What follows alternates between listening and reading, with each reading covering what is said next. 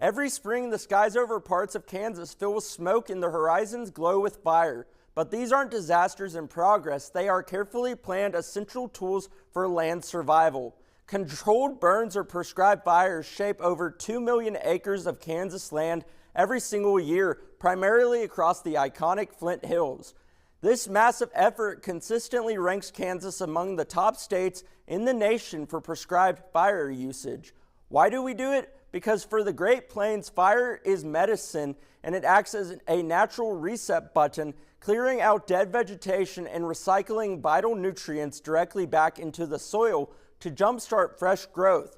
Without these flames, invasive species like the aggressive eastern red cedar would choke out native greenery. Instead, the fire paves the way for nutrient-rich grasses that fuel the state's massive cattle ranching economy. Of course, burning millions of acres release massive amount of smoke, which is why safety is locked down by strict regulations. Land managers use advanced modeling tools to ensure winds carry smoke away from populated areas. Before anyone strikes a match, they must secure a local county burn permit and clear sufficient fire breaks. By law, gusts must stay strictly between 5 and 15 miles per hour, and burns are only allowed from 1 hour after sunrise until 2 hours before sunset.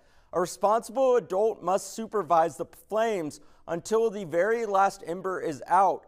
It is a high-stakes balancing act of science, law, and heritage. So the next time you see the Kansas prairie charred and black, don't worry.